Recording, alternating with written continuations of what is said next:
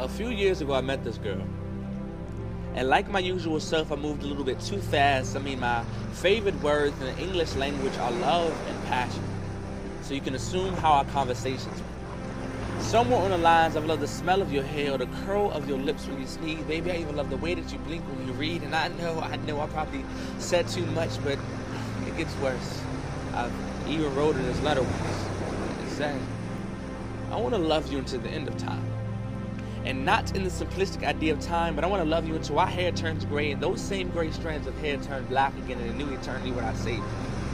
I want to love you the way the seconds love the hours, never tiring from the repetitive nature of our lives, but realizing regardless of how familiar these minutes are, we will never again be able to share a moment like this. I want to love you like this in a poem dedicated to the song of your lips, your voice, reminiscent to the tune of 1,000 angels singing in a harmonious joy of holy, holy, holy. And I pray this love lasts for lifetimes.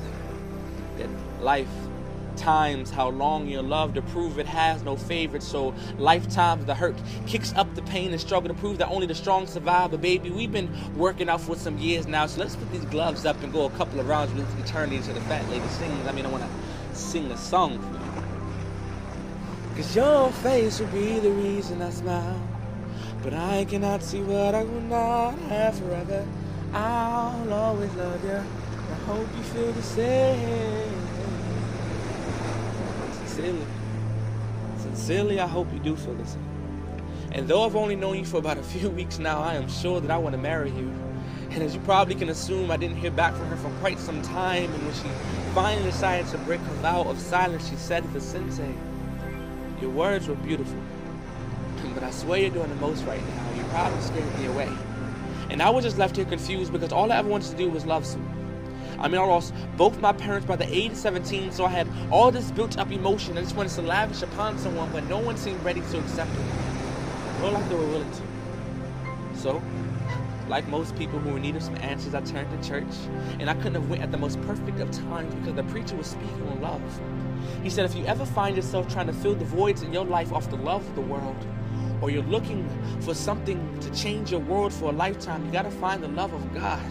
Then directed me to Jeremiah 31:3, where the Lord said, I want to love you with the everlasting love. Then John 3:16, for God so loved the world that he gave his only begotten Son to die for you and for me, to love us for all eternity. Then finally, Isaiah 61:3, where God said he wants to trade our ashes for beauty, give us an abundance of love and joy with no warning. And I just couldn't believe it, so I cried out to God like, why can't you love me that intimately?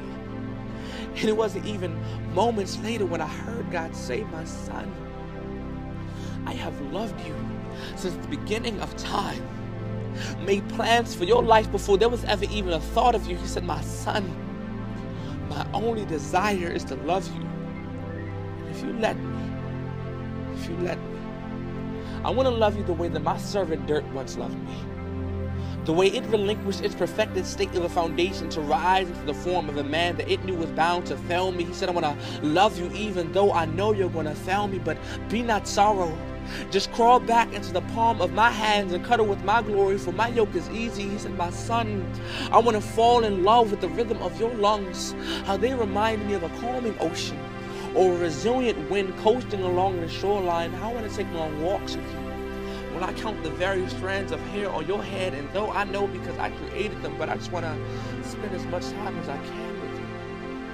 He said, my son, I want to love you like a poet, find beauty in the dust of you, and fall in love with the galaxies of your eyes, how they remind me of exploding stars, an amazing spectacle to see, but solely a cosmic gas waiting to be made whole again. And he said, if you let me, my son, I want to make you whole again.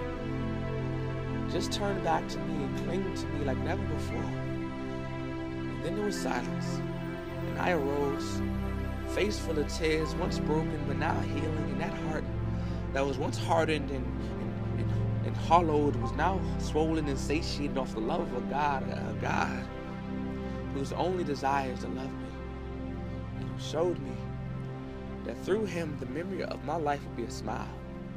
The pain and hurt of my past, but amazing testimony of his glorious grace. In my journey, but a beautiful poem designed all for his glory.